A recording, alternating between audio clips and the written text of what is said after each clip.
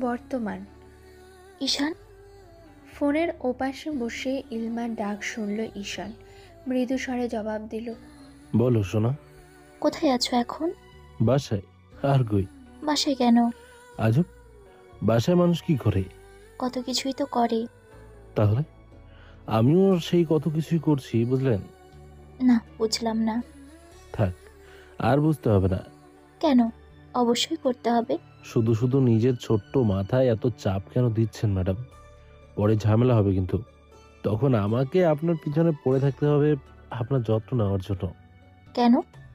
যত্ন নিবে না? অবশ্যই নেব। তাহলে কি তোমার যত্নের জন্য হলেও একটু ঝামেলা হোক, সমস্যা কি? কোনো সমস্যা নেই। ঈশান, বলো। আমার না ভালো লাগছে না। ও মা, কেন? জানি না। কিছু হয়েছে? হয়েছে তো অনেক কিছুই। কি হয়েছে? ইলমা আবারও ডাকলো তাকে। ঈশান, শুনছো? বলো না সোনা, শুনছি আমি। ফুচকা খাবো। আমার মনের কথা বলে ইলমা, আমার ফুচকা খেতে মন চাচ্ছে। সত্যি? চলো ফুচকা খাই। কিন্তু এত রাতে ফুচকা কই পাবো? সমস্যা কি? আমিও তো আছি তোমার সাথে, একটু খোঁজ নিলেও তো পাওয়া যাবে। রাত 10টায় কোথায় পাওয়া যাবে ফুচকা? তুমি শুধু বলো, আমি সন্ধান করে আনবো। আহ, কি ভাগ্য আমার। কেন, কি হয়েছে? আমার ভাগ্য কত ভালো যে আমার বয়ফ্রেন্ড আমার মতোই ফুচকা পছন্দ করে। তা ঠিক। আচ্ছা ইলমা শোনো, বলো। এখন রাখি। কেন? একটু দরকার আছে, রাখছি কেমন? বাই। বলে খট করে ফোনটা কেটে দিল ঈশান।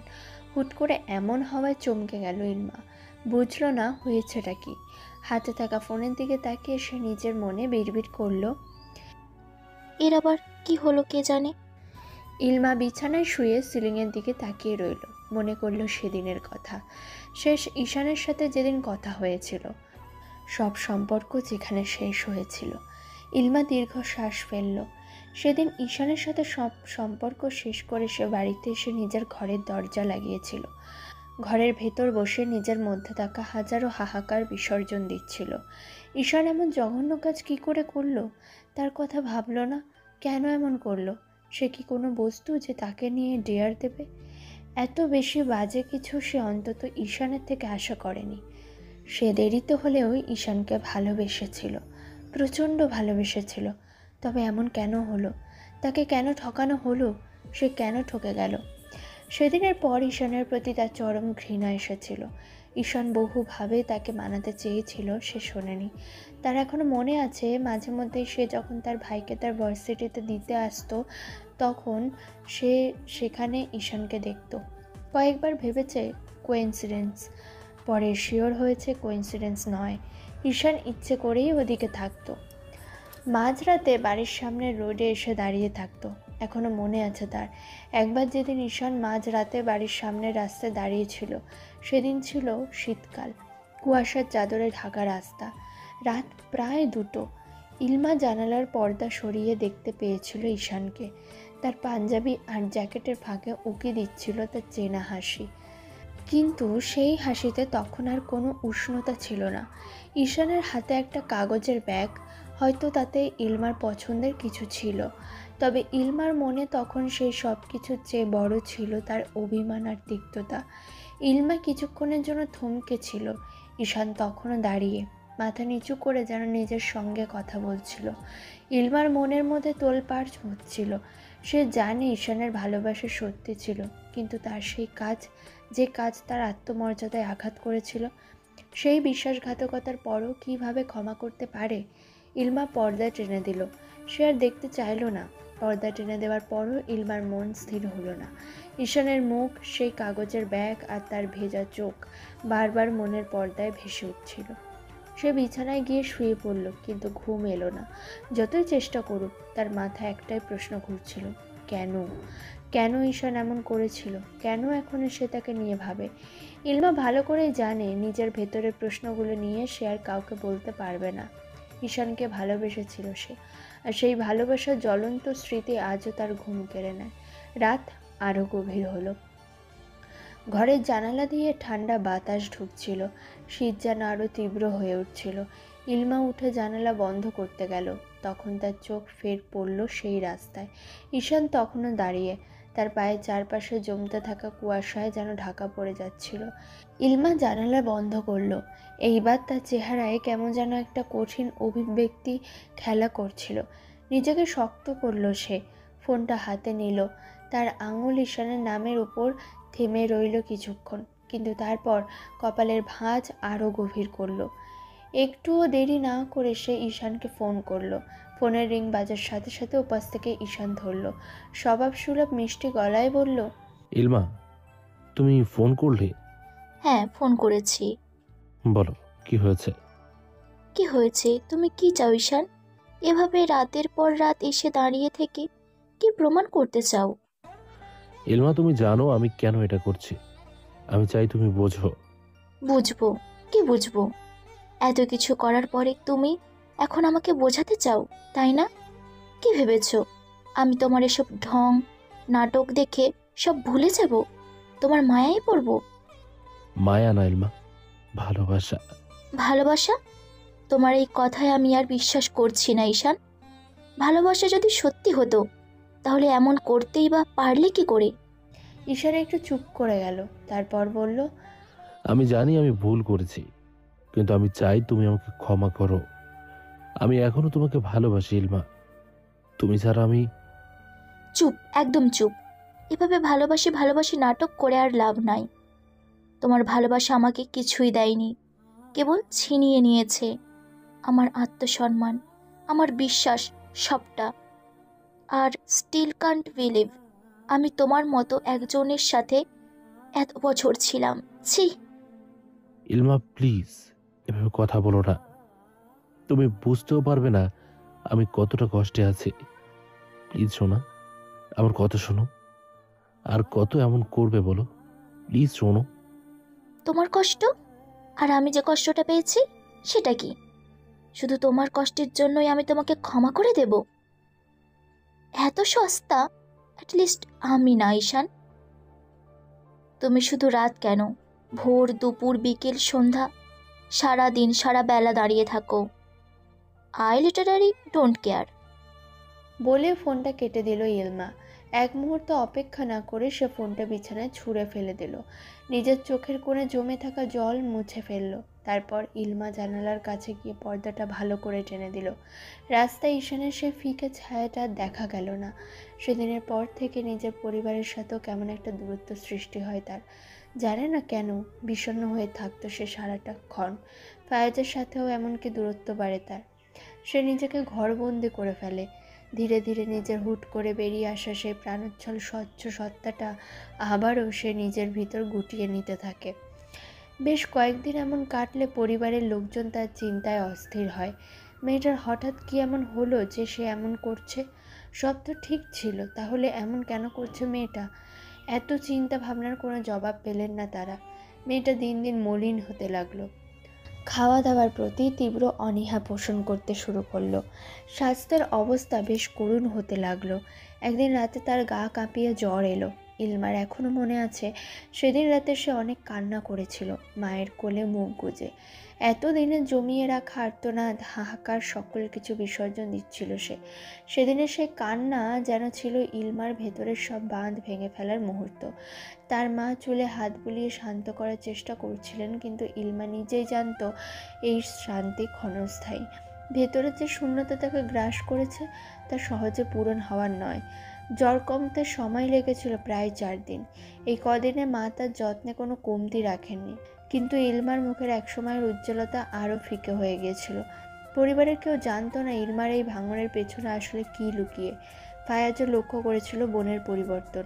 একদিন দুপুরে যখন মা বাবা কেউ ঘরে ছিল না, ফায়াজ ঘরে ঢুকে বলল, আপু, একটু কথা বলবো? কি কথা? তুই যা করছিস সেটা ঠিক না। কি করছি আমি? এভাবে নিজেকে শেষ করছিস। জানিস না আমরা সবাই তোর জন্য কত টেনশনে আছি। মা তো রাতে ঠিকমতো ঘুমায় না, বাবাও চিন্তায় আছে। ইলমা চুপ করে রইল, চোখ নামিয়ে বলল, আমি কি করতে পারি? কিছু তো আর ঠিক করতে পারি না। ফায়াজ তার বোনের হাত ধরল। আপু, ভুল হতেই পারে, আমরা সবাই মানুষ, কিন্তু সেই ভুল নিয়ে যদি সারা জীবন পড়ে থাকিস তাহলে কি করে সামনের দিকে এগোবি? ইলমা ফায়াজের কথা একটু বিরক্ত হলো। তুই জানিস না কিছু, এসব নিয়ে কথা বলার কোনো দরকার নেই, নিজের কাজে যা। ফায়াজ হাল ছাড়ল না। আমি জানি না কিছু, তোকে দেখছি কতদিন ধরে, ঈশান ভাইকেও দেখেছি। শোন, হয়তো সে তোর সাথে যা করেছে সেটা ঠিক না, কিন্তু তুই একবার ভেবে দেখ, ও যে এভাবে দাঁড়িয়ে থাকে তোকে মানানোর চেষ্টা করে, সেসব কিভাবে না মেনে থাকছিস? ছেলেটা এত ট্রাই করছে, just give him a chance ইয়ার। ইলমা হঠাৎ রেগে গেল। সুযোগ দিব? কিসের সুযোগ দিব? মানাচ্ছে আমাকে? এটা কি নাটক নাকি? ভালোবাসা কি এত সহজ? ও যা করেছে তা ক্ষমার যোগ্য নয়।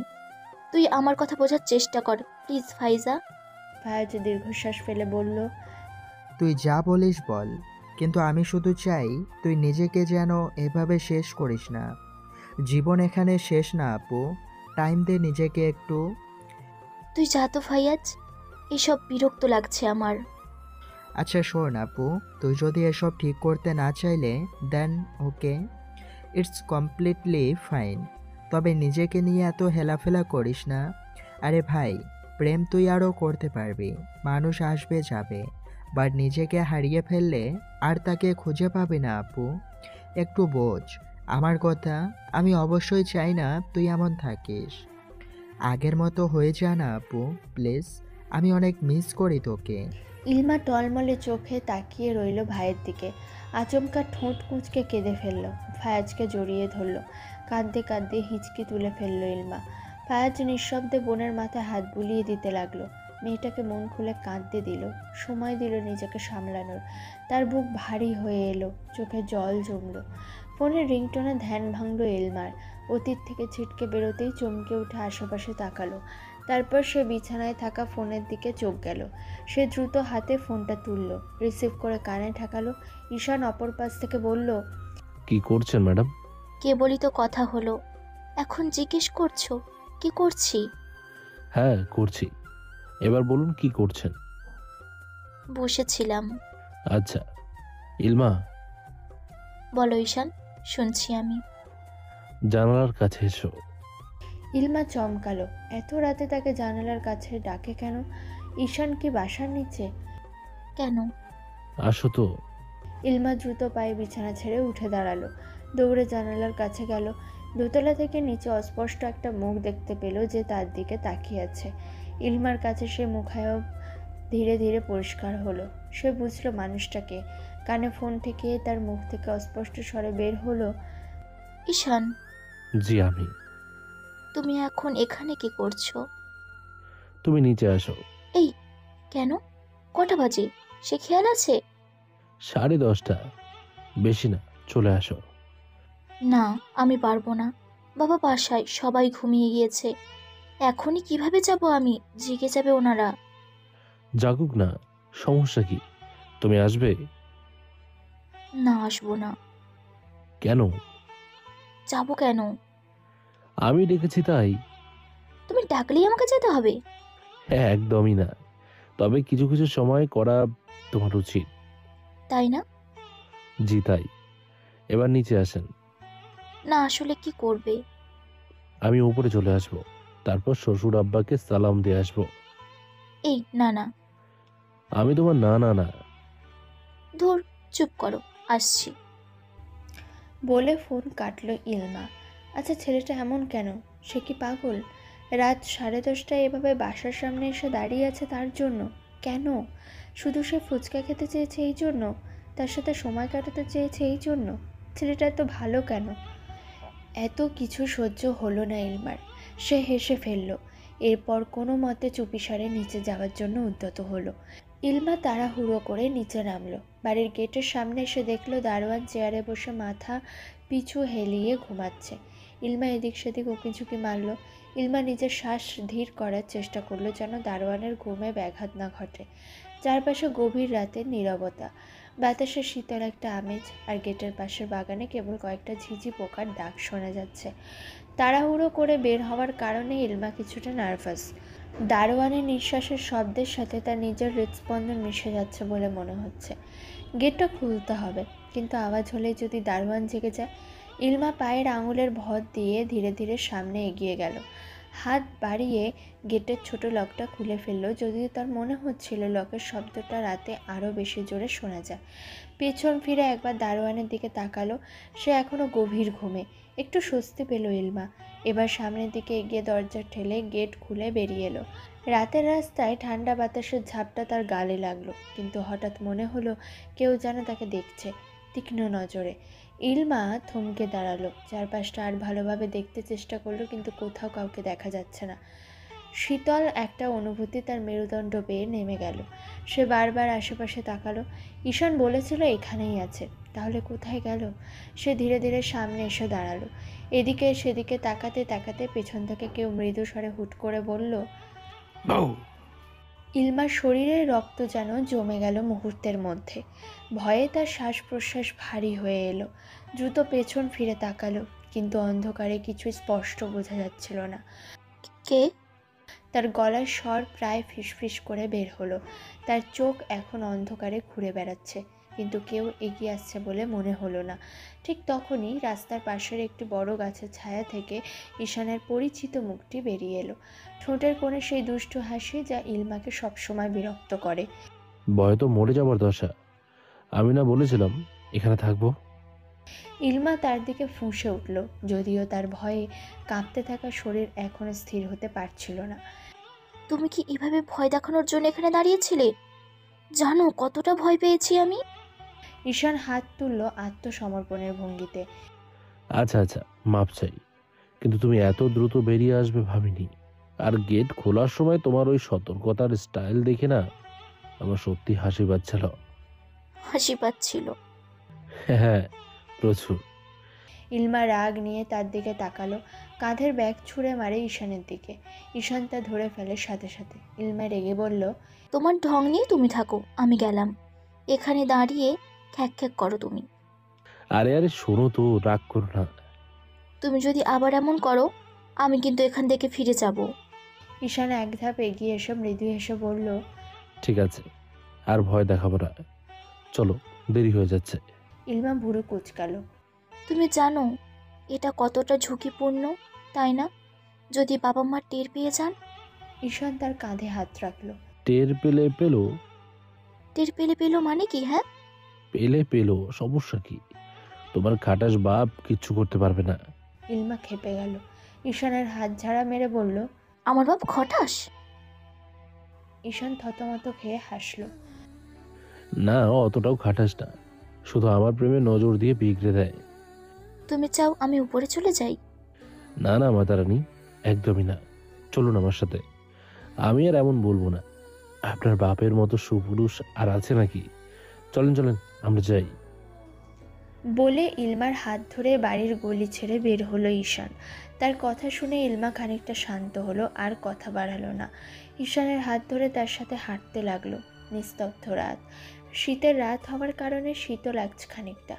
কুয়াশার আড়ালে ঢাকা সব। এখন রাত 10টা কি 10:30 বাজে।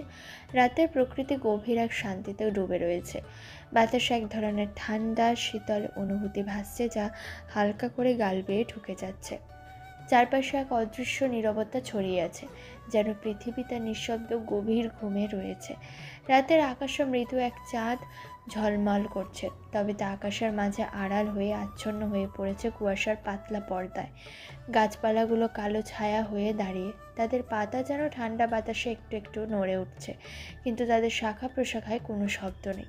গেটের পাশের বাগানে ঝিঁঝি পোকার ডাক ভেসে আসছে, যাদের সুর একগুঁয়ে ও একঘেয়ে, কিন্তু সেই সুরেও যেন কোনো শান্তি লুকিয়ে রয়েছে।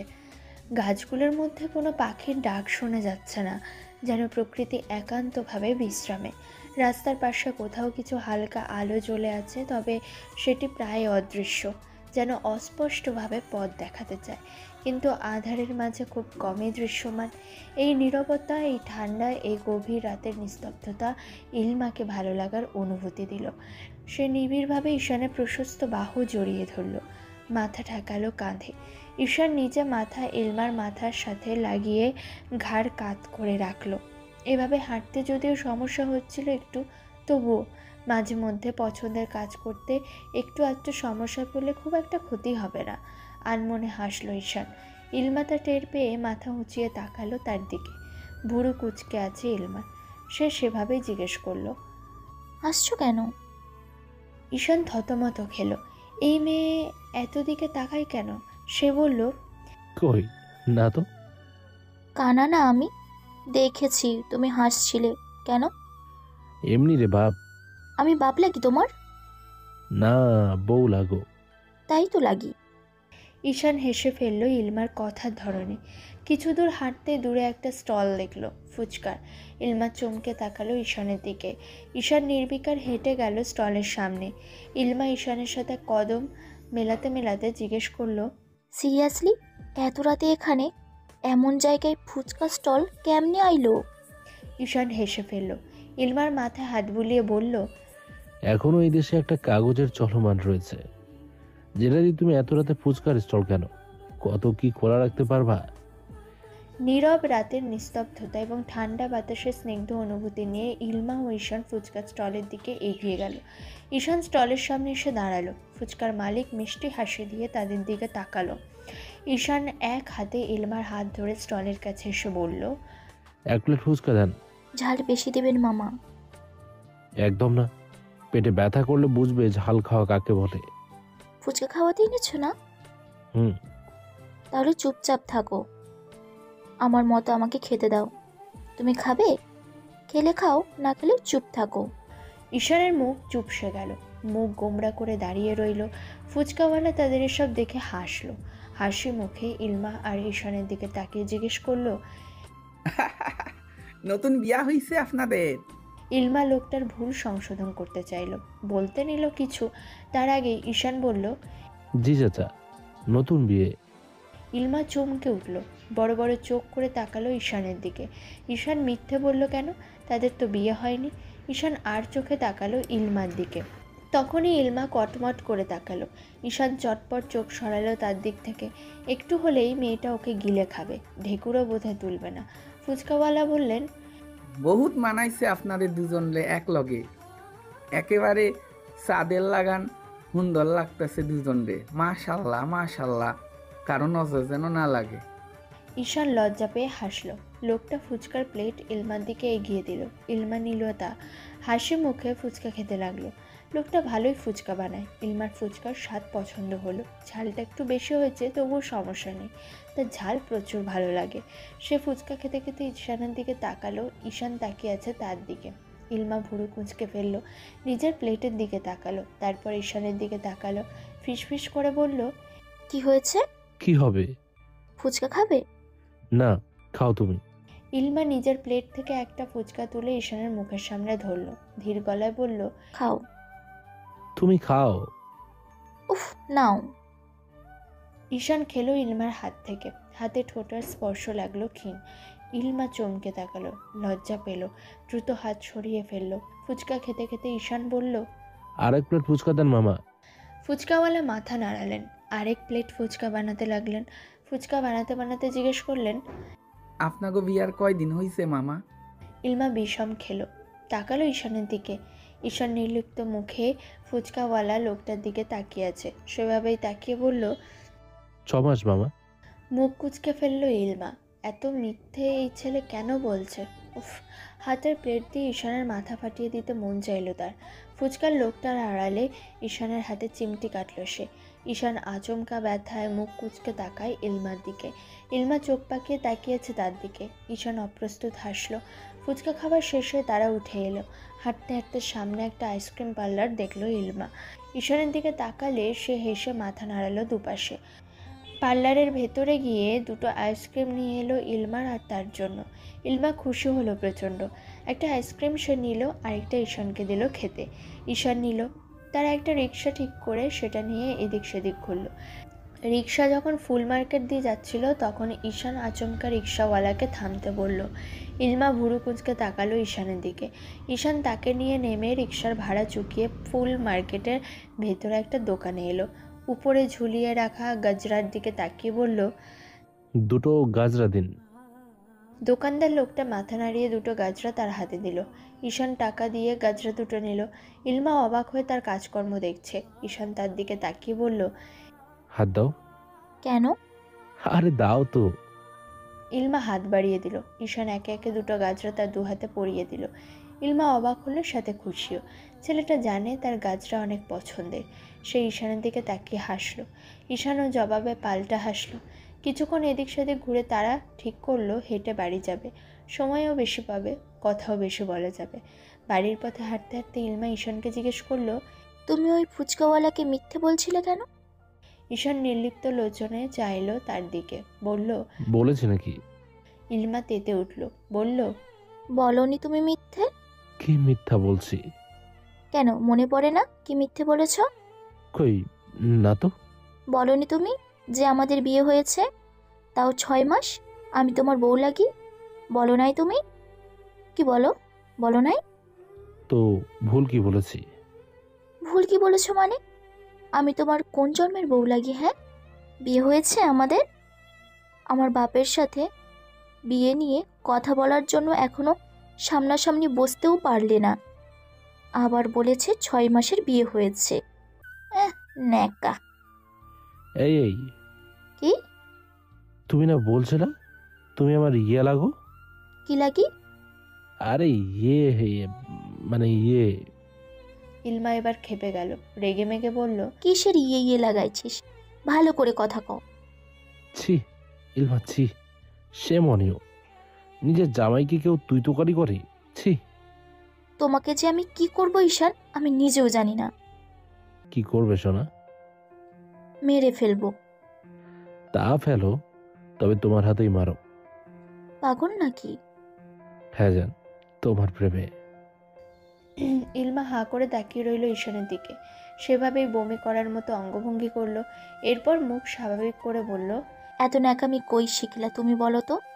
ঈশান বড় অভিমান নিয়ে অন্যদিকে তাকালো, বলল, হ্যাঁ তাই তো, তোমরা করলে কিছু না, আমি বললেই যত দোষ, তাই না? ইলমা এবার হেসে ফেলল।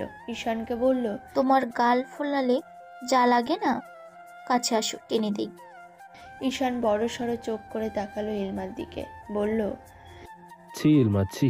সে মনেও একটা ছেলেকে একা পেয়ে তুমি ইভটিজিং করছো এভাবে? ঘরে বাপ ভাই নেই নাকি?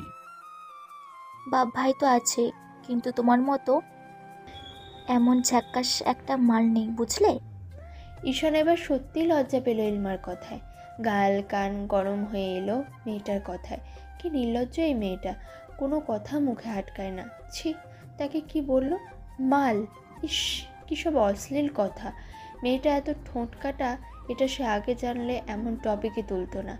এদিকে ইলমা হাসতে হাসতে ঈশানের দিকে তাকিয়ে দেখলো সে চুপ করে গেছে। গালে লালচে আভা ফুটে উঠেছে। ইলমা ভুরু উঁচিয়ে তাকালো। কি হলো, চুপ মেরে গেলে কেন? তুমি জানো, তোমার মতো মেয়েদের জন্যই ছেলেরা নির্যাতিত হয়। ইলমা এবার জোরে হেসে দিল। হাঁটার গতিটা একটু কমিয়ে ঈশানের চোখে চোখ রেখে বলল, আরে, ছেলেরা নির্যাতিত হয় আমার জন্য? আমি তো সব সময় নির্যাতিত হচ্ছি। জানো, আমার মতো সুন্দর মেয়ে থাকতে তোমার জীবনটা কত সহজ হয়ে গেছে। সুন্দর মেয়ে মানে? হ্যাঁ, সুন্দরই তো। আমি অনেক সুন্দর, এর জন্য তোমার কত লাভ। কি লাভ? দেখো, আমি বলি হ্যাঁ। ঈশান মাথা নাড়ালো উপরে নিচে, বলতে বলল ইলমাকে। ইলমা বলা শুরু করলো, এখনকার শাশুড়িরা কি চায়? তাদের ছেলের বউ দেখতে সুন্দর হবে, তাই তো? হুম। আমি সুন্দরী, তাই আন্টিকে মানানো তোমার জন্য ইজি হয়ে গেল। ঈশান ভুরু গুটিয়ে ফেলল, নিজে থেকে বলল, আমার মাকে মানাতে হবে না। ও মা, মানাতে হবে না মানে কি? আম্মু আগেই অ্যাপ্রুভাল দিয়ে রেখেছে। কি? জি। আসলেই? হ্যাঁ। কেমনে কি? মানে আন্টি আমাকে কোনোদিনও দেখেনি, তাহলে রাজি কি করে হলো? আমি বলেছি তাকে। তারপরেও না দেখে রাজি? আমার বলাই কি মাকে রাজি করানোর জন্য যথেষ্ট নয়? আমার তোমাকে পছন্দ, মাও রাজি হয়েছে, তাই। বাহ, আমার শাশুড়ি তো জোস। আসলেই জোস। আমাকে একদিন ওনার সাথে দেখা করিও, আমার আন্টিকে সামনাসামনি দেখতে মন চাইছে। আচ্ছা, করাবো দেখা। মাও তোমার সাথে দেখা করবে বললো। বেশ ভালো তো। তারা আজ হাঁটলো অনেক, গল্প করলো প্রচুর, নিজেদের সময় দিল, অনেক ঘুরলো। রাত প্রায় 3টে বাজে। ঈশান ইলমাকে ইলমার বাসায় পৌঁছে দিল। বাড়ির গেটের সামনে এসে দাঁড়ালে ঈশান বলল, যাও তাহলে, আসছি। কালকে দেখা করবে। চেষ্টা করব। এখন ভিতরে কিভাবে যে ঢুকবো সেটাই ভাবছি। দারোয়ান এখন অন্য একজনকে পাহারা দিচ্ছে। অন্য একজন? হ্যাঁ, সকাল থেকে রাত অবধি একজন থাকেন, আর রাত থেকে সকাল অবধি আরেকজন থাকেন। ঈশান বোঝার মতো মাথা নাড়ালো। তুমি যাও তাহলে, দেরি হয়েছে অনেক এমনিতেই। এখন যাও। আচ্ছা, তুমি ভেতরে যাও তাহলে, আমি যাচ্ছি। ইলমা মাথা নাড়ল। ঈশান চলে গেলে সে গেট খুলল আস্তে করে, ধীরে ধীরে। শব্দ না করার যথাসম্ভব চেষ্টা করলো। গেট খুলে ভিতরে ঢুকলো। গেট চাপিয়ে ভেতরে এগোবে তখনই সামনে কেউ এলো। মুখের উপর টর্চের আলো পড়তে বিরক্তিতে চোখ মুখ কুঁচকে ফেললো। দারোয়ান মুখের উপর টর্চের আলো রাখতেই ইলমা বিরক্ত হয়ে বলল, টর্চটা নামাবেন, চোখে লাগছে।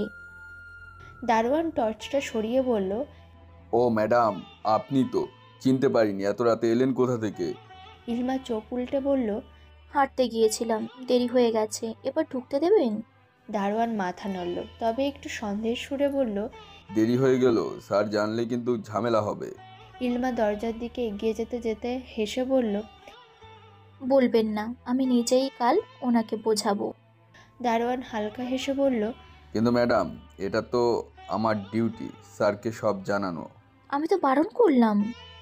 ম্যাডাম, উনি কিছু বলতে নিলেই ইলমার মুখের দিকে তাকিয়ে থেমে গেল, মাথা নাড়িয়ে বলল, ঠিক আছে ম্যাডাম, সাবধানে যান। ইলমা ঢুকে পড়ল বাড়ির ভেতর। ইলমা বাসায় ঢুকে নিজের ঘরে চলে গেল। ঘরে ঢুকেই দরজা বন্ধ করে আরাম করে বিছানায় শুয়ে পড়ল।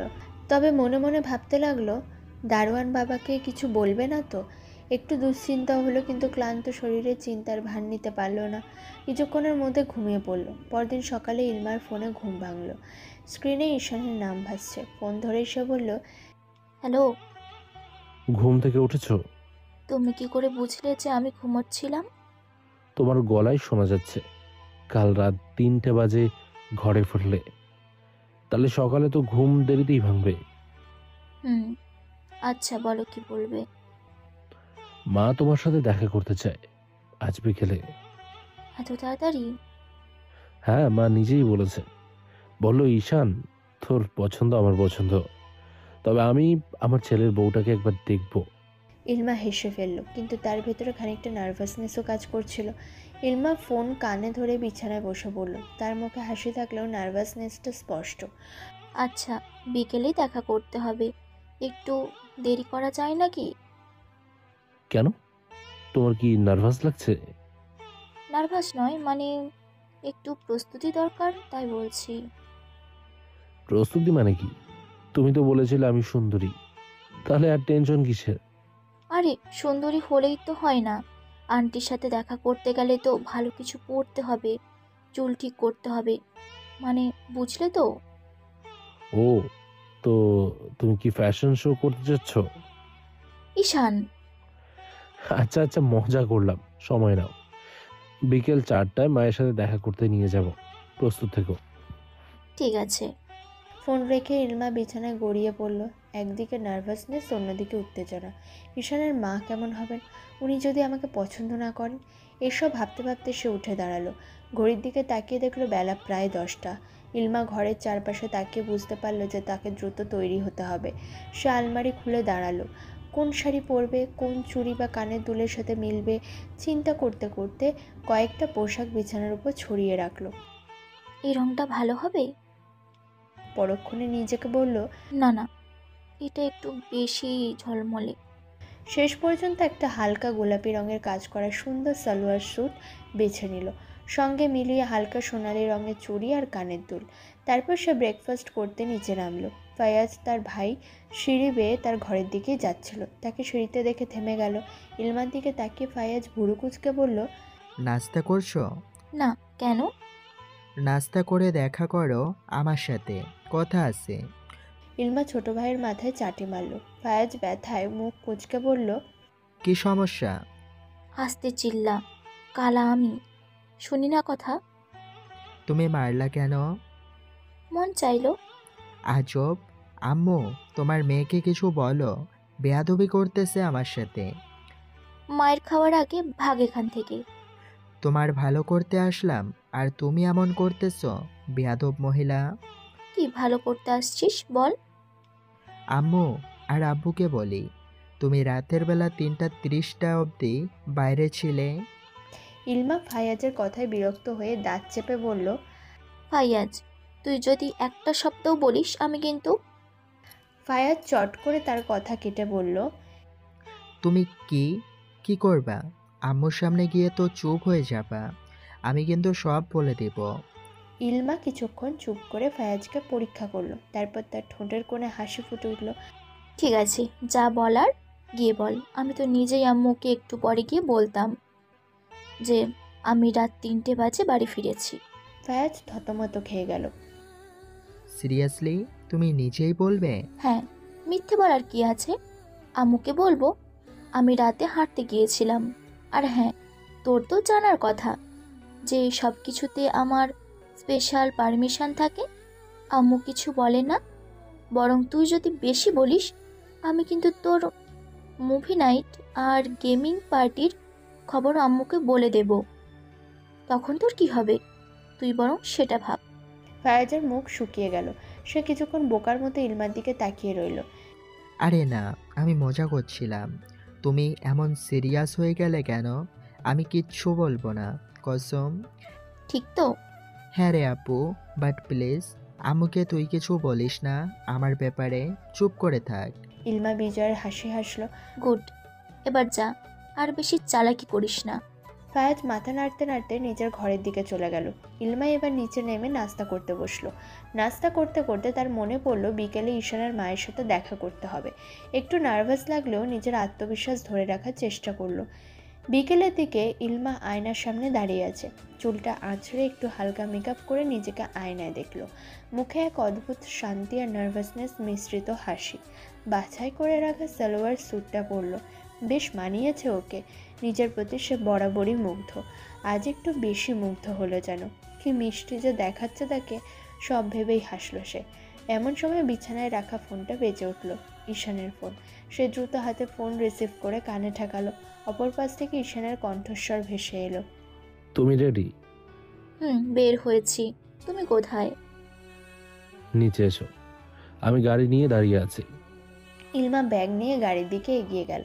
গাড়ির ভেতরে ঈশান তাকে দেখে একবার মুচকি হেসে বলল, বেশ লাগছে। ধন্যবাদ। গাড়ি স্টার্ট দিয়ে ঈশান বলল, মায়ের টেনশন করো না, তিনি খুব কেয়ারিং, তোমাকে দেখলেই পছন্দ করবেন। আশা করি তাই। গাড়ি চলতে লাগলো।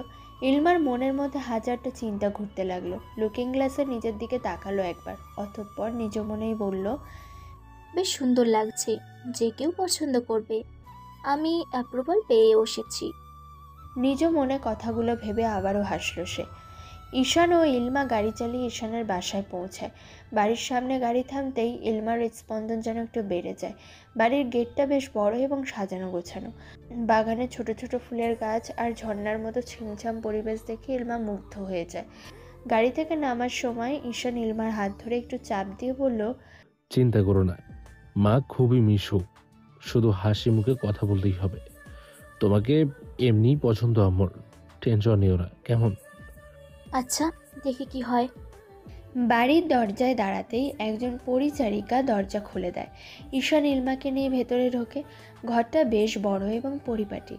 এক পাশে নরম সোফা আর পাশে সুন্দর একটা লাইটিং করা শোকেস। ঘরের প্রতিটি কোণে একটা উষ্ণতার ছোঁয়া। ঈশানের মা আফরোজা আক্তার ড্রয়িং রুমে বসেছিলেন। ইলমাকে দেখে তিনি হেসে উঠে দাঁড়ালেন। মাঝবয়সী এই মহিলা বেশ প্রাণবন্ত ও স্নিগ্ধ। পরনে একটা মিষ্টি গোলাপি রঙের শাড়ি, হাতে একটা ব্রেসলেট। তিনি এগিয়ে এসে বললেন, তুমি ইলমা, তাই না? ঈশানের মুখে তোমার অনেক কথা শুনেছি মা। এসো, বসো। জি আন্টি।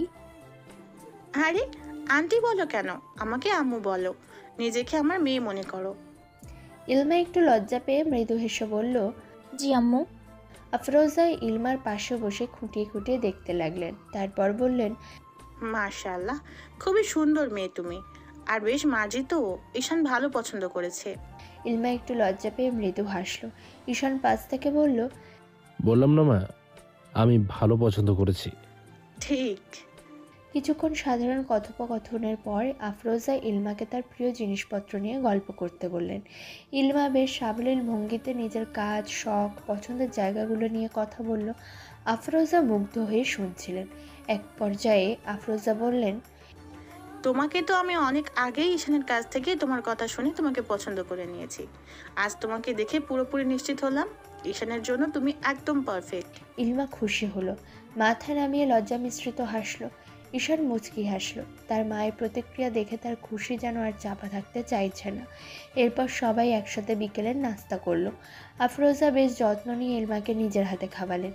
বেশ স্বল্প সময়ের মধ্যে দুজন দুজনের সাথে বেশ ভালো করে মিশে গিয়েছে। ঈশান তা দেখে স্বস্তি পেল। আফরোজার ইলমাকে বেশ ভালো লাগলো। মেয়েটা নম্র, ভদ্র, ছেলের পছন্দ আছে বলা চলে। ইলমা মনে মনে ভাবলো, এমন শাশুড়ি পেলে তো জীবনটা ধন্য। আহ, কি লাক আমার। দিন শেষে যখন তারা বিদায় নিল, আফরোজা ইলমাকে বললেন, আবার আসবে কিন্তু। আর নিজের মতো করে থাকবে। এটা তোমারই বাড়ি ধরে নাও। ঈশানকে বলবো তোমাকে নিয়ে আসতে মাঝে মধ্যে। আর তুমিও চলে আসবে যখন মন চাইবে। বাসায় সারাদিন একা থাকি, তুমি এলে ভালো লাগবে। অবশ্যই আসবো আম্মু। আর হ্যাঁ মা, শোনো, জি আম্মু বলেন। খুব শীঘ্রই আবার দেখা হবে তোমার সাথে আম্মু। বিয়ের কথা বলতে আমরা খুব তাড়াতাড়ি যাব। যত দ্রুত পারি ঘরের মেয়েকে ঘরে নিয়ে আসবো। ইলমা লজ্জা পেল। হালকা হেসে মাথা নাড়িয়ে সায় দিল। আফরোজাকে বিদায় দিয়ে তারা গাড়িতে উঠল। গাড়িতে উঠে ঈশান বলল, কেমন লাগলো?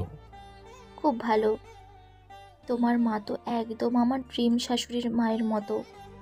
বলেছি তো, চিন্তা করো না, সব ঠিকঠাক হবে। ইলমা জানালার বাইরে তাকিয়ে মৃদু হেসে বলল, হ্যাঁ, ঠিকঠাকই হবে। ইলমাকে ঈশান ইলমার বাড়ি পৌঁছে দিল। ইলমার বাড়ির সামনে গাড়ি থামতেই ইলমার হাত ধরল ঈশান। ইলমা তাকালো তার দিকে, বলল, কি হয়েছে ইলমা, বলো সোনা। ইলমা, তুমি আমাকে বিশ্বাস করো তো না? না করলে আমি ব্যাকআপ করতাম কোনোদিন? ঈশানের মুখের ভঙ্গির পরিবর্তন হলো না। সে ওভাবেই তাকিয়ে বলল, ইলমা, তোমার ফ্যামিলি আমাকে মানবে তো? ইলমা ঈশানের চোখের গভীরে তাকিয়ে রইল। ঈশানের কণ্ঠে একটা চাপা উদ্বেগ স্পষ্ট ছিল। ইলমা একটু হাসলো, তারপর নরম গলায় বলল, তুমি এটা এখন ভাবছো কেন সোনা? ঈশান চোখ নামিয়ে আনমনে বলল, কারণ আমি জানি তোমার ফ্যামিলি একটু কনজারভেটিভ। আর আমি জানি না তারা আমাকে মেনে নেবে কিনা। ইলমা, আমি যা করেছি তাতে ওনারা যদি আমাকে মেনে না নেয়, তোমাকে যদি আমার থেকে দূরে সরিয়ে নেয়। ইলমা ঈশানের হাতটা শক্ত করে ধরল, যেন আশ্বাস দিতে চায়। তুমি জানো আমি তোমাকে কতটা ভালোবাসি, তাই না? ঈশান মাথা নাড়ল। তাহলে শোনো, আমার ফ্যামিলির কাছে আমি তোমার কথা তুলে ধরবো, বুঝিয়ে বলবো। আর যদি তারা আপত্তি করে তাহলে আমি তাদের বোঝানোর জন্য ট্রাই করব। কারণ আমি জানি তুমি আমার জন্য ঠিক মানুষ। ঈশানের চোখে একটু উজ্জ্বলতা ফিরে এলো। ঈশান এক দৃষ্টিতে ইলমার দিকে তাকিয়ে রইল। ইলমার দৃঢ়তা, তার কণ্ঠের নিশ্চয়তা ঈশানের বুকের ভেতর এক অদ্ভুত প্রশান্তি ছড়িয়ে দিল। সে আস্তে করে অতি যত্ন নিয়ে ইলমার হাতে ঠোঁট ছুঁয়ে দিল। কিছুক্ষণ নীরব থাকার পর আস্তে করে বলে, যদি তোমার ফ্যামিলি না মানে, যদি তারা তোমাকে কঠিন শর্ত দেয়? ইলমা চোখ সরু করে বলল, তুমি কি মনে করো আমি তোমাকে ছেড়ে দেব? ঈশান নীরবে মাথা নাড়ল, কিন্তু এবার তার মুখে একটু স্বস্তির ছায়া ফুটে উঠল। আমি জানি তুমি পারবে। তুমি পাশে থাকলে সব পারবো। ঈশান ইলমার হাতটা আরও শক্ত করে ধরল, যেন এই ছোট্ট মুহূর্তটা চিরকাল ধরে রাখতে চায়। গাড়ির কাঁচের বাইরে হালকা বাতাস বইছে, কিন্তু তাদের হৃদয়ের ভেতর জ্বলছে অদম্য ভালোবাসার আগুন, যা কোনো বাধাই নেভাতে পারবে না। ঈশান ধীরে ধীরে ইলমার হাত ছেড়ে দিল, কিন্তু তার চোখে ছিল একরাশ অপেক্ষার ছাপ। ইলমা গাড়ির দরজা খুলে বাইরে নামলো, তারপর একটু ঝুঁকে ঈশানের দিকে তাকিয়ে বলল, কালকের জন্য তৈরি থেকো সোনা, আমি মা বাবার সাথে কথা বলবো। ঈশান একটু বিস্মিত হলো। এত তাড়াতাড়ি? সময় নষ্ট করে লাভ কি? আর আমি চাই না তুমি অযথা দুশ্চিন্তা করো। ঈশান একবার গভীরভাবে ইলমার চোখের দিকে তাকালো, যেন তার সাহসটা নিজের মধ্যে আত্মস্থ করতে চাইছে। তারপর মাথা নাড়িয়ে বলল। আচ্ছা। ইলমা মুচকি হেসে দরজা বন্ধ করলো। ঈশান গাড়ি স্টার্ট দিল, কিন্তু চলে যাবার আগে শেষবারের মতো তাকালো ইলমার দিকে। ইলমা দরজার সামনে দাঁড়িয়ে তার দিকে তাকিয়ে আছে, চোখে আত্মবিশ্বাসের ঝিলিক। গাড়ি ধীরে ধীরে দূরে চলে গেল। ইলমা নিঃশ্বাস ফেললো, বাড়িতে ঢুকলো। ইনায়া ড্রয়িং রুমে বসেছিলেন। ইলমাকে আসতে দেখে বললেন, কই গেছিলি?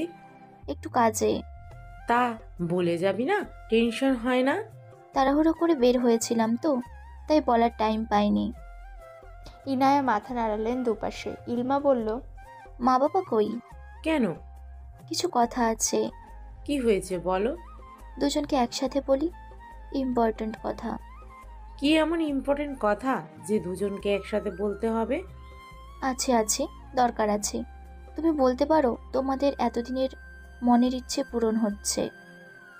ইস্তিয়াক ঘরে আছে। কেন বলো তো? আমার কিছু কিউরিসিটি হচ্ছে। আচ্ছা চলো, তোমাদের ঘরে চলো, বাবার সাথে বসে তোমাদের বলছি। ফায়াজও কি ওখানে? হ্যাঁ, ওখানে। আচ্ছা চলো। ইনায়া আর ইস্তিয়াকের ঘরের সামনে এসে থামলো তারা। দরজায় নক করে রাখলো। আব্বু আসবো? আপু আসো। ইলমা আর ইনায়া ভেতরে ঢুকলো। ইলমা বাবার দিকে তাকিয়ে বলল, কিছু কথা ছিল বাবা। হ্যাঁ মা বলো। তাড়াতাড়ি বল। ইলমা শ্বাস ফেললো। ইনায়া আর ইস্তিয়াকের চোখে চোখ রেখে বলল, আমি ঈশানকে বিয়ে করতে চাই আম্মু আব্বু। ঘরে যেন ছোটোখাটো বিস্ফোরণ ঘটল। ফায়াজ হতভম্ব হয়ে তাকিয়ে আছে বোনের দিকে। ইনায়া আর ইস্তিয়াক একজন আরেকজনের দিকে একবার তাকালেন। শিওর তুমি? হ্যাঁ। আর ঈশান? সেও।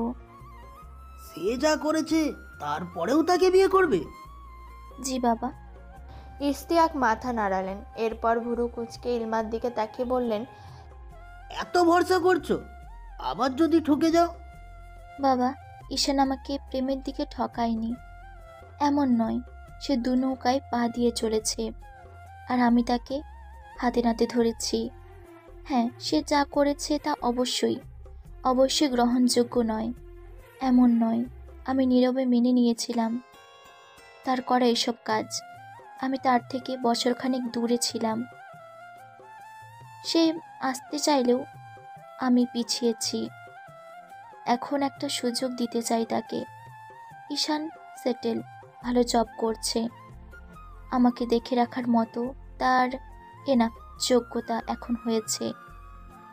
ঈশান ম্যাচিওর, সে শক্ত করে ধরতে জানে। ছেড়ে দিলে পিছ ফিরে তাকানোর অনিচ্ছে প্রকাশ করতে জানে। দু নৌকায় পা দিয়ে চলার মতো সে বেবকুব নয়, সে স্থির।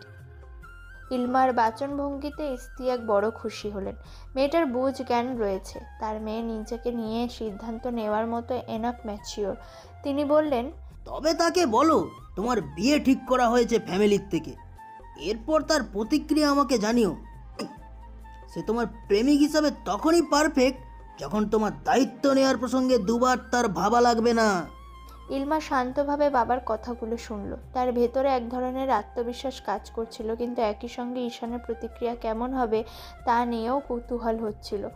ঈশানকে সে যতটা চেনে তাতে জানে সে সহজে পিছু হটবে না, তবে বাবা যেভাবে পরীক্ষা নিতে চাইছেন সেটাও তার কাছে অপ্রত্যাশিত ছিল না। সে একবার চোখ বোলালো মায়ের দিকে।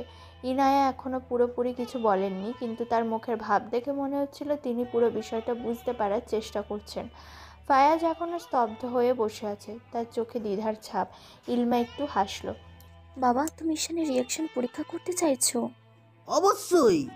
একজন পুরুষ কেবল তখনই একজন নারীর যোগ্য যখন সে নিজেকে প্রমাণ করতে পারে, শুধু ভালোবাসায় না, দায়িত্ববোধেও। কিন্তু এইভাবে পরীক্ষা নেওয়া কি ঠিক হবে? দায়িত্বের ব্যাপারে আমি নিশ্চিত হতে চাই। মেয়ের ভবিষ্যৎ নিয়ে খামখেয়ালি সিদ্ধান্ত আমি নিতে পারবো না। ইলমা একবার ভাবল, এরপর বলল, আচ্ছা, আমি বলবো তাকে। ইস্তিয়াক এবার একটু হাসলেন। আমি তোমার আত্মবিশ্বাস দেখে খুশি হলাম মা। এখন দেখো সে কতটা আত্মবিশ্বাসী তোমাকে পাওয়ার ব্যাপারে। ইনায়া কিছু বললেন না, কিন্তু তার চোখে চিন্তার ছাপ স্পষ্ট ছিল। ইলমা বুঝতে পারছিলেন মা হয়তো এখনো ঈশানকে পুরোপুরি মেনে নিতে পারছেন না। ফায়াজ এতক্ষণ পর মুখ খুলল। আপু, তুমি শিওর যে ঈশান ভাই বদলেছে? মানে তুমি নিজেও বললে সে আগের মতো নেই, কিন্তু সত্যি তো? হ্যাঁ ফায়াজ।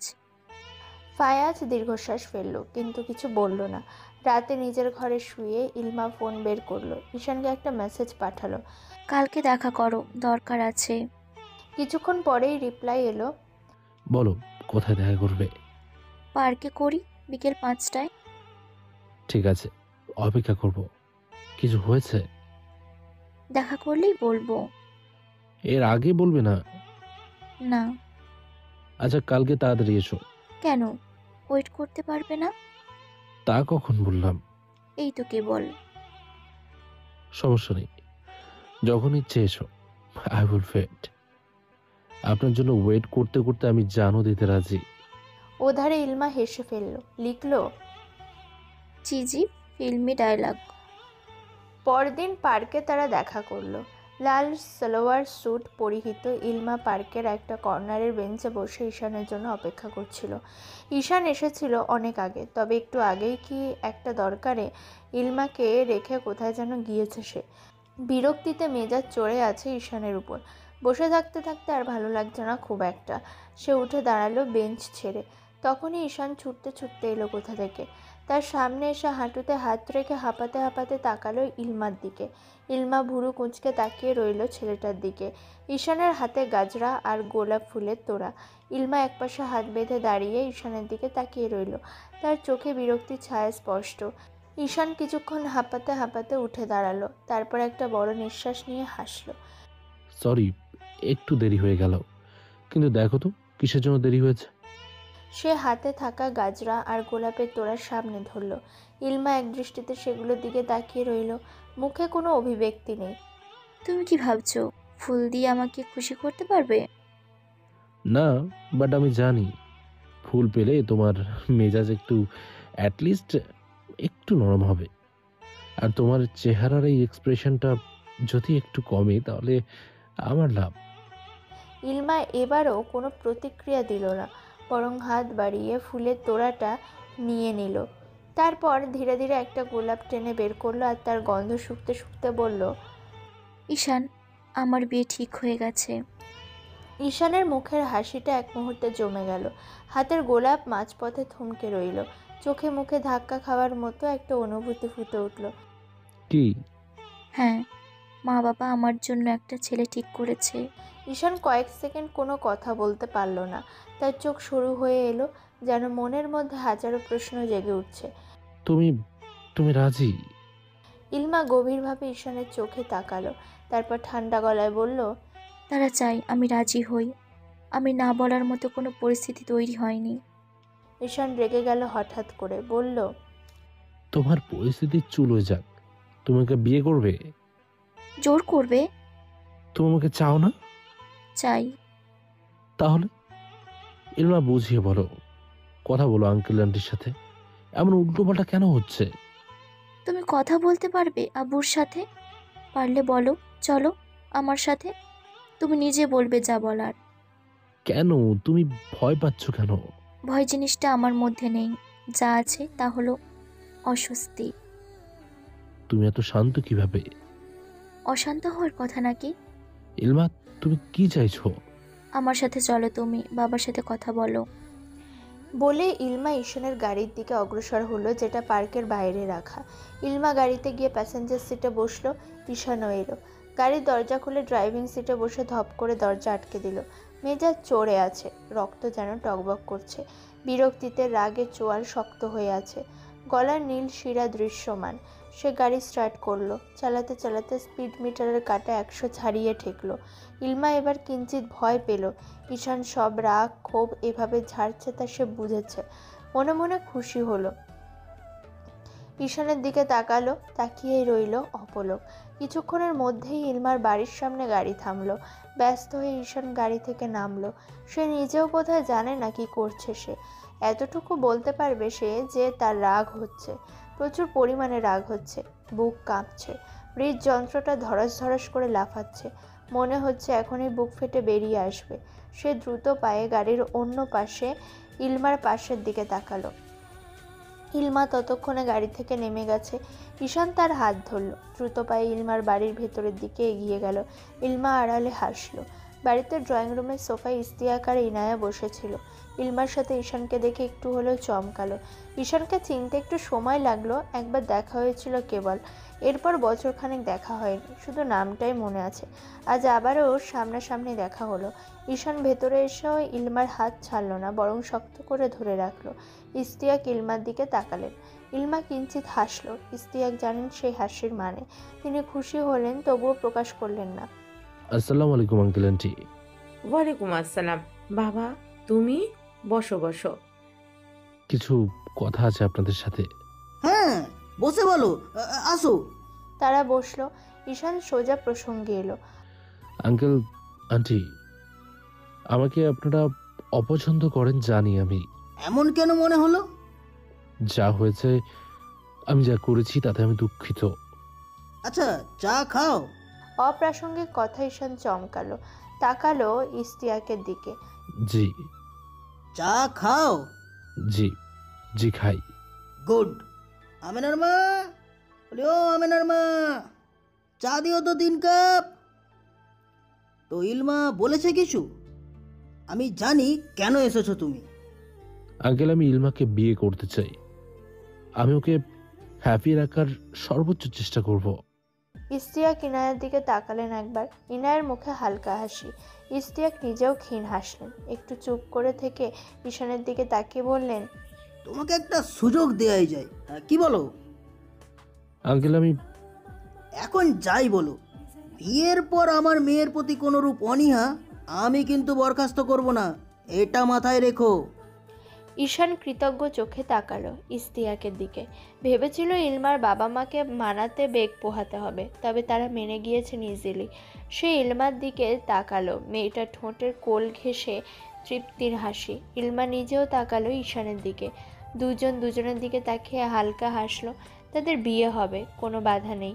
তাদের মনে যেন বসন্তের কোকিল ডাকছে। অসম্ভব ভালো লাগায় মন ছেয়ে আছে। তন্মধ্যে ইস্তিয়াক বললেন, তোমার পরিবারের লোকজন জানে ইলমার কথা? ঈশান আর ইলমার ঘোর ভাঙল যেন। তারা তাকালো সামনে ইস্তিয়াকের দিকে। ঈশান বলল, জি আঙ্কেল, সবাই জানে। আমি অনেক আগেই বলেছিলাম তাদেরকে ইলমার কথা। এবার ইলমা মুখ খুলল, বলল, বাবা, ঈশানের মায়ের সাথে আমার দেখা হয়েছে গতকালই। ঈশান আমাকে আন্টির সাথে দেখা করতে নিয়ে গিয়েছিল। বেশ তো, আগেই দেখা হয়েছে, বেশ ভালো। ইনায়ার কথায় সবাই একটু হেসে ফেলল। পরিবেশ হালকা হয়ে এলো। তবে ঈশান এখনও একটু দ্বিধায় আছে। এত সহজে সব মেনে নেওয়া হলো? সে ইলমার দিকে তাকালো। মেয়েটা বেশ স্বাভাবিকভাবেই বসে আছে, মুখে সেই হাসি। ঈশানের মনে হলো ইলমা যেন অনেক আগেই জানতো এই ফলাফল। তো কবে বিয়েটা করবে তোমরা? প্রশ্নটা শুনে ঈশান কিছুটা অপ্রস্তুত হয়ে গেল। এত দ্রুত সে ভাবেনি। তার মনে হচ্ছিল হয়তো অনেক বোঝানোর পর অনুমতি মিলবে, ততদিনে কয়েক মাস পেরিয়ে যাবে। কিন্তু এখন পরিস্থিতি পুরো উল্টে গেছে। আঙ্কেল, আপনারা যখন বলবেন। আমরা তো চাই আমাদের মেয়ে সুখে থাকুক, কিন্তু তাড়াহুড়ো করাটা ঠিক হবে না। ঠিক বলছো, পরিবারের সবার সাথে বসে ঠিক করতে হবে। বাবা, তোমরা যখন ভালো মনে করবে তখনই হবে। ঈশান তাকালো তার দিকে, এরপর ইস্তিয়াকের দিকে তাকিয়ে বলল, আঙ্কেল, আম্মুর সাথে তবে কবে দেখা করবেন? পারলে তো আজকেই দেখা করি। বলে হেসে উঠলেন তিনি। ইনায়া বললেন, তুমি এক কাজ করো বাবা, কালকেই ভাবিকে নিয়ে এসো, আমরা কথাবার্তা বলে সব ফাইনাল করি। ছেলে মেয়ের তো মতামত রয়েছেই, তাহলে দেরি না করাটাই বেটার। ফায়াজ নিচে নেমেছিল কেবল, সব কথাই সে শুনেছে। সে ঈশানের পাশে গিয়ে বসে বলল। তো তুমি আমার দুলাভাই হচ্ছ? ঈশান ভরকালো না, উল্টো হেসে ফেলল, মাথা নাড়িয়ে বলল, বলা যায় তাই। তুমি আমার শ্যালক হচ্ছ। কবে যে হব? খুব সুন্দর, ইনশাআল্লাহ। তাড়াতাড়ি বিয়ে করে এই মহিলাকে নিয়ে যাও, আমার হার মাস জ্বালিয়ে খায়। ইলমা চোখ রাঙিয়ে তাকালো। নজর তো না যেন জ্বলন্ত অগ্নিকুণ্ড। ফায়াজকে পারে না চিবিয়ে খেয়ে ফেলে। ঈশান আরও কিছু কথাবার্তা বলে চলে যায়। আগামীকাল মাকে সাথে আনতে হবে, শপিংও করতে হবে, অনেক কাজ বাকি। পরের দিন বিকেলে ঈশান তার মা বাবাকে নিয়ে ইলমার বাড়িতে আসে। ইলমা নিজের ঘরে তৈরি হচ্ছিল। আজ সে শাড়ি পরেছে, ল্যাভেন্ডার কালারের পাড়ের সবুজ শাড়ি। শাড়ির উপর সোনালি সুতোর কাজ রয়েছে, হাতের কবজিতে চেইন ঘড়ি, আঙুলে 3-4টা আংটি, চুলগুলো নিচের দিকে কার্ল করেছে, সুন্দর করে সেজেছে, চোখে কাজল পড়েছে, কপালে ছোট্ট লাল রঙের টিপ। ইলমা নিজের সাজে মুগ্ধ। এত সুন্দর কেন সে? কিয়ৎক্ষণ সে ঘুরে ফিরে নিজেকে দেখল, দেখেই গেল। এত মিষ্টি লাগছে যা বলার বাইরে। গাড়ির হর্নের আওয়াজ এলো তখন নিচ থেকে। ইলমা দৌড়ে জানালার কাছে গেল, গ্রিলে হাত রেখে নিচে তাকিয়ে এদিক সেদিক মাথা ঘোরাতে লাগলো। নিচে খুঁজতে থাকা কাঙ্ক্ষিত গাড়িটা নজরে আসতেই তার অধর কোণ প্রসারিত হলো, মুখের মিষ্টি হাসিটা দীর্ঘ হলো। আপু। দরজায় ফায়াজের ডাকে ইলমা সেদিকে তাকালো। ফায়াজ বোনের দিকে তাকিয়ে রইল মুগ্ধ দৃষ্টিতে। তার বোনটা কত সুন্দর। ইলমা ফায়াজকে দেখে হেসে জিজ্ঞেস করলো, কেমন লাগছে আমাকে? সুন্দর। ইলমা হাসলো। ফায়াজ বলল, ভাইয়ারা চলে আসছে, তুমি চলো, আম্মু তোমাকে নিতে পাঠালো। যাব, চলো। ফায়াজ মাথা দোলালো। ইলমাকে নিয়ে নিচে নামলো। ঈশানরা সদ্য এসেছে। এর মধ্যে অনেকটা কথা হয়ে গেছে ইস্তিয়াক আর ইনায়ের সাথে। তন্মধ্যে শোনা গেল একাধিক পায়ের আওয়াজ। ঈশান তাকালো সিঁড়ির দিকে। যদি সে জানতো, এই তাকানোতেই যেন তার ধ্বংস লেখা ছিল। মনের মধ্যে অদ্ভুত অনুভূতি গ্রাস করলো তাকে। নারীরা সুন্দর, তবে শাড়ি পরিহিত নারীরা ভয়ঙ্কর রকমের সুন্দর। ঈশান আজ সাক্ষী তার। নারীদের যেন একটা অজানা ক্ষমতা রয়েছে। তারা কেমন করে যেন নিজেদের রূপেই পুরুষদের দুনিয়া এফোর ওফোর করে দিতে ওস্তাদ। ঈশানের অন্তত তেমনই মনে হচ্ছে। এই যেমন ইলমার সিঁড়ি বেয়ে নেমে আসছে, শাড়ির আঁচলটা মেঝে স্পর্শ করেছে। ঈশানের কেন যেন মনে হলো এটাও একটা আর্ট। এত মোহনীয় কেউ কি করে হয়? কারো হাঁটার ভঙ্গিমাও এতটা আবেদনময়ী, এতটা সুন্দর। ঈশানের মনে হলো সে মরে যাচ্ছে, তার শ্বাস আটকে আসছে। এক্ষুনি যে কোনো কিছু একটা হয়ে যেতে পারে। ঈশান অজ্ঞানও হয়ে যেতে পারে। ঈশান দৃষ্টি সরিয়ে নিল। বুকের বাঁ পাশের ধুকপুকানি সে অনুভব করতে পারছে। মনে হচ্ছে হৃদযন্ত্রটা বুক ফেটে বেরিয়ে আসবে। হৃদস্পন্দন এত বেড়ে যাচ্ছে কেন? আজব, অসভ্য হৃদয়। তন্মধ্যে রিনরিনে নারী কণ্ঠের সালাম শুনল সে। ইলমার স্বর এটা। ঈশানের পরিচিত, খুব কাছের স্বর এটা, খুবই পছন্দের স্বর। আফরোজা ইলমাকে দেখে তার দিকে এগিয়ে গেল। ইলমা তাকে দেখে মিহি হাসলো, হালকা গলায় জিজ্ঞেস করলো, কেমন আছেন আম্মু? আলহামদুলিল্লাহ মা, তুমি ভালো আছো? বলছিলাম না তাড়াতাড়ি আসবো তোমাকে নিজের মেয়ে করে নিতে, চলে এসেছি। ইলমা লাজুক হাসলো, কিছু বলল না। আফরোজা আর ইনায়া ইলমাকে নিয়ে ঈশানের মুখোমুখি বসালো। ইলমা চোখ উঁচিয়ে একবার দেখলো ঈশানকে। ঈশান তার দিকেই চেয়েছিল। দৃষ্টির মিলন ঘটলেই সে চোখ নামিয়ে ফেলল, মুচকি হাসলো। বড়রা নিজেদের মধ্যে কথা বলে নিল। বিয়ের কথা প্রায় পাকাপোক্ত। বেশ ক্ষণিকের আলাপের পর আফরোজা ইনায়ার উদ্দেশ্যে বললেন, তাহলে ভাবি বিয়ের ডেট কবে ঠিক করবেন? শুভ কাজে দেরি কেন করব? এই মাস শেষ হতে তো অত দেরি নেই। তাহলে সামনের মাসের 14 তারিখ নিকাহ হোক। 14 তারিখ শুক্রবার আছে, কি বলেন? আফরোজা হেসে মাথা নাড়ালেন, বললেন, ভালো তো ভাবি, যত তাড়াতাড়ি পসিবল বিয়েটা হোক। আমার মেয়েকে আমি তাড়াতাড়ি নিজের বাড়ি নিয়ে যেতে চাই। সকলে হাসলেন। ইস্তিয়াক বললেন, তো বাচ্চারা কি বলে? তারা রাজি তো কি ঈশান? ঈশান লজ্জা পেল, বলল, অবশ্যই রাজি আঙ্কেল। আর ইলমা? আমিও মা। ব্যাস, তাহলে তো হলোই, দুজনেই রাজি। আর ডাকো কাজী। তাহলে আমি চাইছি ইলমাকে আংটি পরিয়ে রাখতে, তারপর কয়েকদিন পর তো আকদ হবেই। হ্যাঁ হ্যাঁ, অবশ্যই। আফরোজা খুশি হলেন, ব্যাগ থেকে আংটির বাক্স বের করলেন, এরপর সেটা ঈশানের দিকে এগিয়ে দিয়ে বললেন, বাবা, এটা পরিয়ে দাও ইলমাকে। ঈশান মাথা নাড়িয়ে নিল বাক্সটা।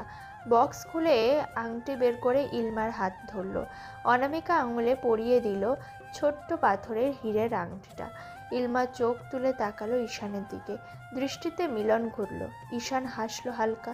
ইলমা এবার চোখ সরালো না, তাকিয়ে রইল সেই বাদামি মনির চোখের দিকে। সময় স্রোতের মতোই বহমান। কথায় আছে টাইম ফ্লাইজ। কথাটা কতটা সত্যি আমরা প্রতিনিয়তই তার প্রমাণ পাই। এই তো সেই দিনে ইলমা আর ঈশানের দেখা হলো, এরপর ধীরে ধীরে বন্ধুত্ব, একসময় যা প্রণয়ের রূপ নিল, তারপর হঠাৎ একটা ঝড় এলোমেলো করে দিল সব উল্টে দিল, পাল্টে দিল। তাদের দূরত্ব বাড়ল, ধীরে ধীরে তারা একে অপরের থেকে দূরে চলে গেল, অতঃপর আবারও কাছে আসা, আবারও দুজন দুজনকে নতুন করে ভালোবাসা, এবং সব শেষে তাদের আজ বিয়ে। কত দ্রুত সব হলো। ইলমা সেই সব কিছু ভেবেই হেসে ফেলল।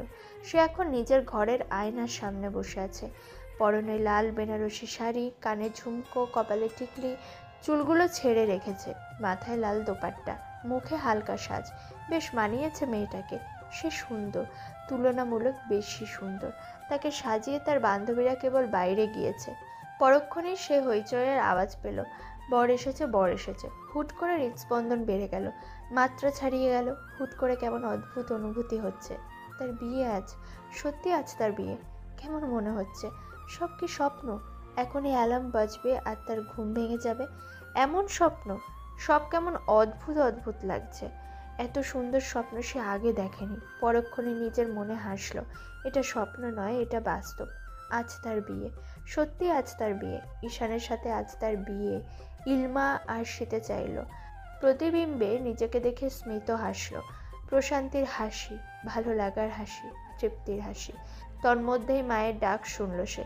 ইনায়া এলেন তার কাছে, কিছু বলতে নিয়েও মেয়ের দিকে তাকিয়ে চুপ করে গেলেন। থম মেরে দাঁড়িয়ে রইলেন। মেয়ের দিকে এগিয়ে তার মাথায় আদুরে ভঙ্গিতে হাত বুলিয়ে টলমলে চোখে হাসলেন। মুখ ফুটে অস্পষ্ট স্বরে বের হলো, মাশাল্লাহ। ইলমা হাসলো। ইনায়া বললেন, নিচে চলো, ওরা চলে এসেছে। ইলমা মাথা নাড়িয়ে উঠে দাঁড়ালো। সে নার্ভাস, একটু বেশি নার্ভাস। শাড়ির আঁচল সামলে ধীর পায়ে হেঁটে গেল সে। তার পাশেই তার মা, তার জন্মদাত্রী। ইনায়া ইলমাকে নিয়ে নিচে নামলেন। ঈশানের পরনে সাদামাটা একটা কালো রঙের পাঞ্জাবি আর সাদা রঙের পায়জামা। সে সোফায় বসেছিল, তাকালো উপরে। ইলমা আসছে, তার দিকেই আসছে। আচ্ছা, মেয়েটা এত সুন্দর কেন? সে কি জাদু জানে? এই যে ঈশান তার দিকে পলকহীনভাবে তাকিয়ে আছে, এটা কেন? সে তো চাইলে মুখ ঘুরিয়ে নিতে পারত, তবে সে পারছে না। কেন পারছে না জানা নেই তার। হৃৎপিণ্ডটা বারবার লাফাচ্ছে। ঈশান উঠে দাঁড়ালো, ইলমার দিকে এগিয়ে গিয়ে হাত বাড়িয়ে দিল। ইলমা তাকালো ঈশানের দিকে, পরক্ষণে মৃদু হেসে বাড়িয়ে দেওয়া হাতটা ছুঁলো, নীরবে আঁকড়ে ধরল। ইলমাকে ঈশানের পাশে বসানো হলো। কাজে কিছুক্ষণের মধ্যে বিয়ে শুরু করলেন। প্রথমে ইলমার কবুল বলার পালা এলো।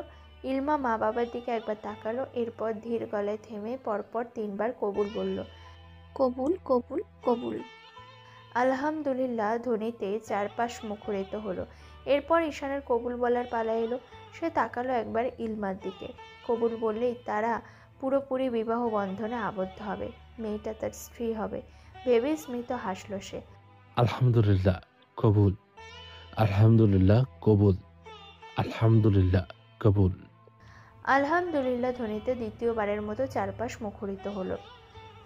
বিয়ের আসর ভরে উঠেছে আলোয়, হাসিতে, মিষ্টি সুরের কোলাহলে। অতিথিরা কথা বলছে, হাসছে, আনন্দে মেতে আছে। কিন্তু এই কোলাহলের মাঝে দুটি মানুষ যেন এক অদৃশ্য বাঁধনে জড়িয়েছে, ঈশান ও ইলমা। নিকাহ শেষ।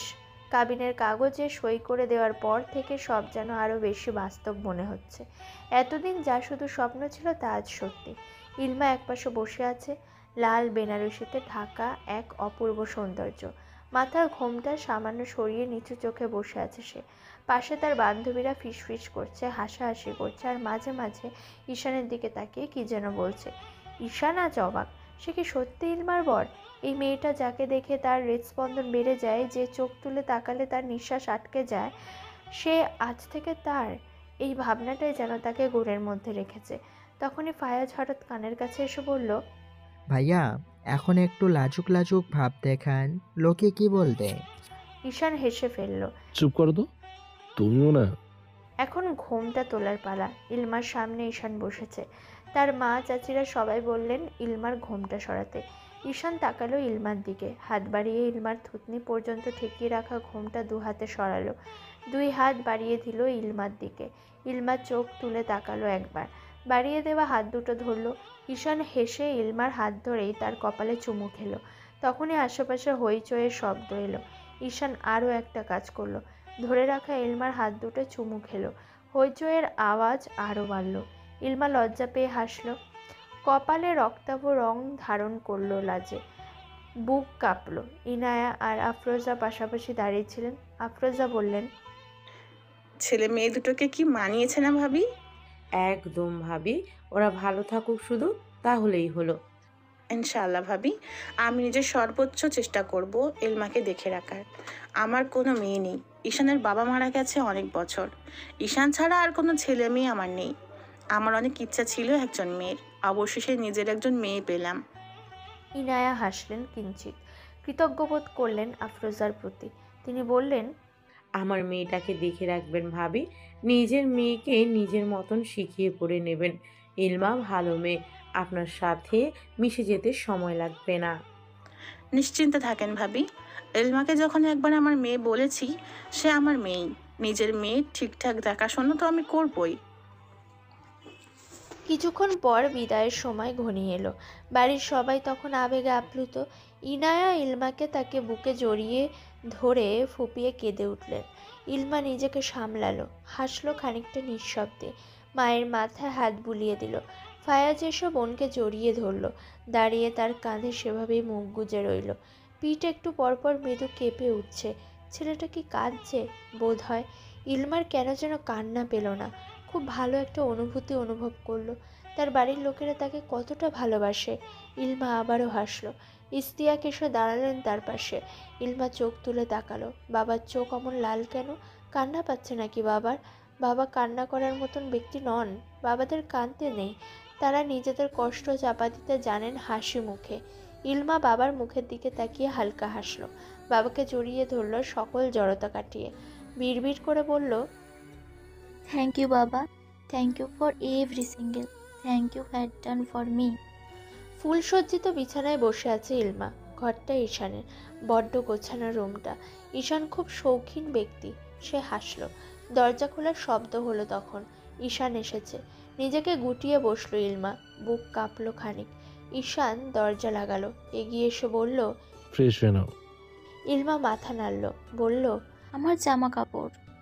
আলমারিতে সব আছে, নিজের পছন্দ মতো নিয়ে নাও। মাথা নাড়ল ইলমা। বিছানা ছেড়ে উঠে আলমারির কাছে দাঁড়ালো। আলমারির দ্বার খুলে নিজের প্রয়োজনীয় জিনিসপত্র নিল। ফ্রেশ হয়ে বের হয়ে দেখলো ঈশানও নিজের পোশাক চেঞ্জ করে ফেলেছে। ইলমা এগিয়ে ড্রেসিং টেবিলের সামনে এলো। ভেজা চুল থেকে টাওয়াল খুলে চুল মুছলো। এরপর সেটা পাশের চেয়ারে মেলে দিল। গিয়ে বিছানায় বসলো। ঈশান ঘরের বাইরে গিয়েছিল কিছু করতে। একটু পর দরজা খোলার শব্দে ইলমা তাকালো সেদিকে। ঈশান এসেছে, হাতে ট্রে, সেখানে চায়ের 2টো কাপ। ঈশান ভেতরে ঢুকতে ঢুকতে বলল, সে কি, চুল থেকে তো পানি পড়ছে, ভালো করে মোছনি কেন ইলমা? ঈশানের প্রশ্ন শুনে একটু চমকালো ইলমা, চুলের দিকে তাকালো। ভেজা চুলে হাত দিয়ে বলল, আরে না, মুছেছি তো। ঠিক করে মোছনি? বসো, আমি মুছে দিচ্ছি। ইলমা কিছু বলতে গিয়েও থেমে গেল। ঈশান ট্রেটা টেবিলে রেখে অন্য ঘরে চলে গেল। কিছুক্ষণ পর হাতে আরেকটা শুকনো তোয়ালে নিয়ে ফিরে এলো। নিজেই তার ভেজা চুলগুলো মুছতে শুরু করেছে। তোমার ঠান্ডা লাগবে, তাছাড়া তোমার চুল সুন্দর, এমন ভেজা থাকতে দিও না, খারাপ হয়ে যাবে। ঈশানের কথাগুলো শুনেই ইলমা হালকা হাসলো। সে চুপচাপ বসে রইল। ঈশান তোয়ালেটা দিয়ে তার চুল ভালো করে মুছতে লাগলো। চুল মুছে ঈশান বলল, এবার দেখো ঠিকঠাক হয়েছে। হয়েছে? ঈশান এবার ট্রেতে রাখা চায়ের কাপে হাত বাড়িয়ে বলল, চা করেছি, খেয়ে নাও। এত রাত জেগে আছো, ক্লান্ত লাগছে না?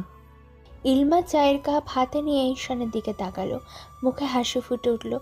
এমন যত্নশীল স্বামী সত্যি তার জীবনের জন্য যেন আশীর্বাদ স্বরূপ। সে উঠে বারান্দায় দাঁড়ালো। আজ পূর্ণিমা। সে কিছুক্ষণ তাকিয়ে দেখলো চাঁদটাকে। থালার মতন সুন্দর চাঁদটা কি সুন্দর দ্যুতি ছড়াচ্ছে। সে ঈশানকে ডাকলো। ঈশান চায়ের কাপ হাতে এগিয়ে গেল বারান্দায়। তারা নীরবতা পালন করলো কিছুক্ষণ। হুট করে ইলমা ঈশানের দিকে তাকালো, জিজ্ঞেস করলো, আমায় ভালোবাসো ঈশান? ঈশানের ভড়কানোর কথা ছিল ইলমার এমন প্রশ্নে, তবুও সে ভড়কালো না, বরং হালকা হেসে বলল, বাসি। কতটা? ঈশান হাসল। আকাশের দিক থেকে চোখ সরিয়ে ইলমার দিকে তাকালো। সরাসরি মেয়েটার চোখে চোখ রেখে বলল, তোমাকে আমি পূর্ণিমার চাঁদের মতো ভালোবাসি ইলমা, যতটা ভালোবেসে তার পূর্ণ চন্দ্রের অপেক্ষা করে, আমি তোমাকে ঠিক ততটা ভালোবাসি। প্রিয় শ্রোতা বন্ধুরা, আমাদের আজকের গল্পটি এখানেই শেষ হচ্ছে। তো আপনাদের কেমন লাগলো গল্পটি অবশ্যই কমেন্ট করে জানাতে ভুলবেন না। এছাড়া এখনো পর্যন্ত আমাদের চ্যানেলটিকে যারা সাবস্ক্রাইব করেননি, প্লিজ সাবস্ক্রাইব করুন এবং পাশে থাকা বেল আইকনটি প্রেস করুন, যাতে সবার আগে আপনার কাছে আমাদের গল্পগুলো পৌঁছে যায়। তো বন্ধুরা, আজকের মতো গল্প এ পর্যন্তই। দেখা হচ্ছে পরবর্তী গল্পে। ততক্ষণ ভালো থাকবেন, সুস্থ থাকবেন।